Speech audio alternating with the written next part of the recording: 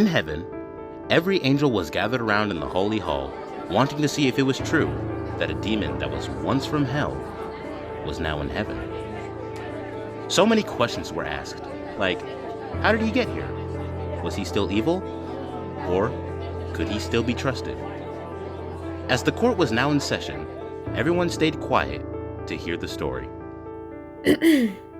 Ladies and gentlemen, as you all heard, my sister Emily and I were in our home discussing such matters until this demon, who originally came from hell, raised upon us, now in angel form, and we, in the name of the holy heaven, want to know how. The poor little snake who was sitting in the middle of the room, with chains around his neck and wrists for safety. He was scared and nervous, not sure how to explain, since he didn't know either. Sir Pentious, please explain to the court how you got here.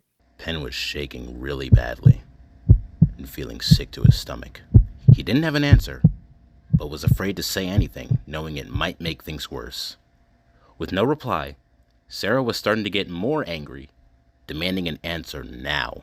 I repeat, how did you get here? The poor little snake was about to cry. He felt like a small child getting in trouble with their parent. And seeing all this, Emily knew she had to step in. Sera, please, look at him. He's scared, and we both saw that he appeared in our home. Peter said he didn't see him at the front gate, so there has to be a reason, and forcing it will do no good. Please, just let me talk to him. The eldest sister wasn't sure. She knew Emily was still young to handle this kind of thing, but if it'll help, then let her have the floor. Emily flew down to the snake, removing the chains to make things less hostile.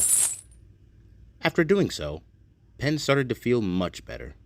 Now, Sir Pentious, tell us, how did you get here? Still a bit nervous, the snake took a deep breath and began to explain. Look, I don't know what happened. One moment, I was helping my friends during the war, and next thing I know, I was here. I swear, that is all I know. For all the angels hearing this, they discussed that he was the one who was responsible for killing the soldiers, and killing was indeed a sin. However, for Emily, all she heard was him making a sacrifice to help his friends, and that was goodwill. I see, but before coming to hell, what was your life on Earth? Hearing that question really hit him in the heart. It was a long time ago, and yet he was still haunted by it, and never told a soul about his past.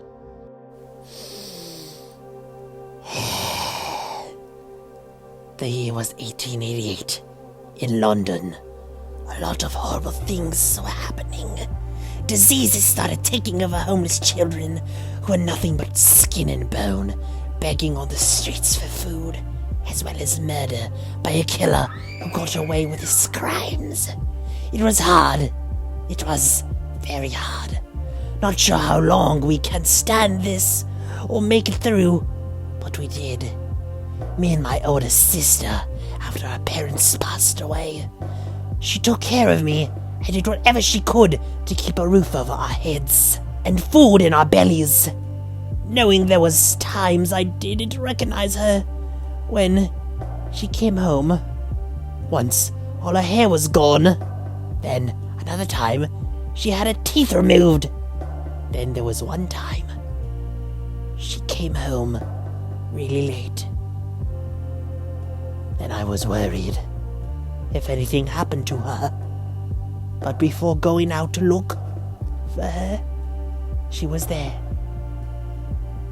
And looking so broken, I didn't understand what was wrong.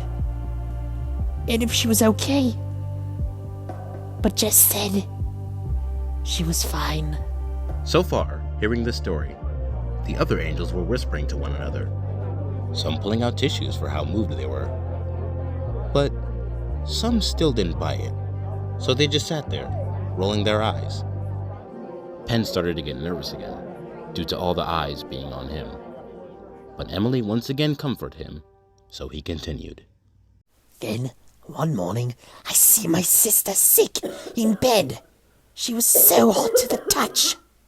I was scared, and had to find a doctor. After looking over her, they told me she had something called smallpox. They said they'd do everything they could if we had the money. But the thing was, we did not. We had very little to go by, even just for a loaf of bread. I was scared. What would happen if she didn't make it? And I knew something had to be done, so I had no choice but to work for a snake salesman. I knew what I was doing was wrong, making money selling fake medicine to people. But it paid good. Anything they asked if we somehow had it. I felt so guilty. I wanted to tell the truth, but had to keep remembering it was for my sister. Pen started to cry. After all those years, he still felt so guilty, wishing he somehow could pay them back. With the other angels, who still continued to listen, started to understand all he wanted to do was help someone who was very close to him. If he used the money for greed, then that's another story. Then Emily started to cry. With a snap of her fingers, a tissue box appeared, as both pulled one out to clean the tears from their faces. But as I was so close to getting all the money I needed, I was too late. She was dead. The disease took what was left of my family. All that work for nothing. The whole court began to get emotional for what they heard, while Sera just sat there, still not believing that everyone was buying this. But before getting a word out, the littlest angel had something to say. See? What Sir Pentious told you has to be something. He's not all that bad. Sure, in a way, he stole, but it was only to help his sister. If you look down on Earth now, it's still the same way.